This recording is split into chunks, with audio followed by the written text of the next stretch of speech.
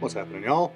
Classic Irish traditional song that's been covered by pretty much everybody. One that I even did on the flute, I think like 6 or 7 years ago. Somebody recently had a request for this, and I dug it up and I realized just how old that video was, and I thought it'd be worth another take, so let's break it down.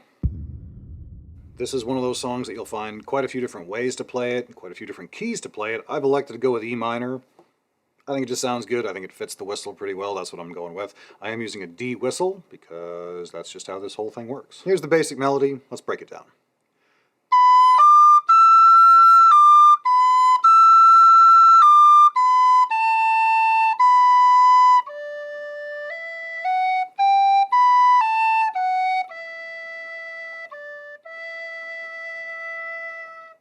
That's what we can call the A part. That repeats. Yeah, so you go a B part, and then you hit another A part again. So we've already, if you've got that, then we've already got 3/4 of the song. Let's break down the basic melody of the B part, so we'll get the other missing piece here.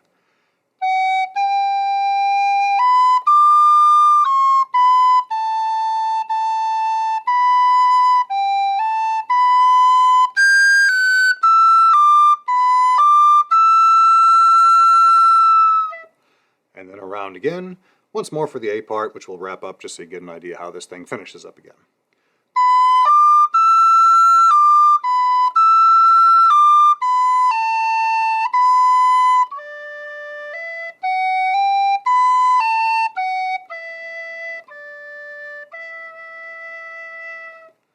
Okay, hopefully you're able to pick up the basic melody there. If you do need some help with some tabs and sheet music, I've got a link to my Patreon down below, which has that as well as a deep dive video. If you're interested in breaking down some of the more excruciating minutiae of this tune, you can do it on there. We'll really deep dive it. In the meantime, let's talk about some ornament options that we can do here.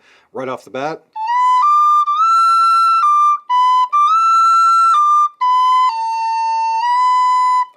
whole bunch of slides, making the song kind of sad and wistful.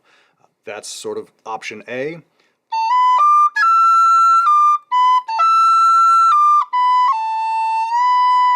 Option B, maybe punching it up a little bit with a couple of cuts. Both different options, and really we're just looking for ways to accent certain notes in here, hopefully to make it match what the lyrics would be. At least that's how I like to think of this.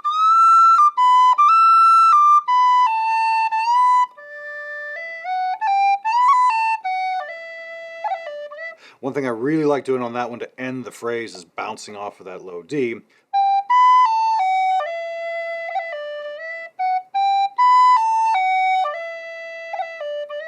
And then I'll finish up with sort of this double cut move here, like a half cran maybe. I don't know what you call that, but mostly it's the bouncing off of that D that I really like. Because it's nice and subtle and it still gives it just a little bit of punch on that note to finish the phrase. I like to really land that turning phrase as we go from the A part to the B part. Nothing particularly special there, except just a couple of basic single grace notes to separate a few there.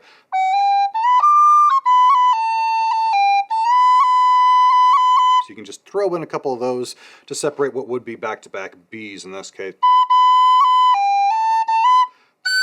As I jump up, I'll almost always slide off the F sharp to get that G. You could cut that.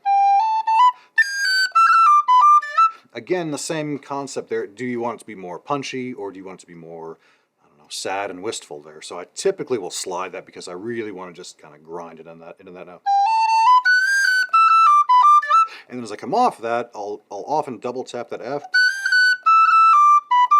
And then that same double cut move going from F sharp to E in that case. And to turn back around to the A part, I'll almost always slide into that B. So we finish that first phrase on an E. Back to sliding around, because again, it's just kind of dirty and sad. I think it's just a nice sound.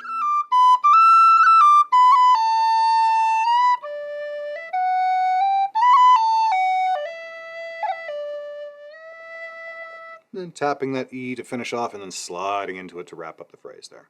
That's what I do with this one. Again, if you're interested in the deep dive, we'll break down phrase by phrase and really check out some of the options there that you can do with this one if you want to. Check me out on Patreon. Otherwise, thanks for watching, guys, and I will see y'all in the next one.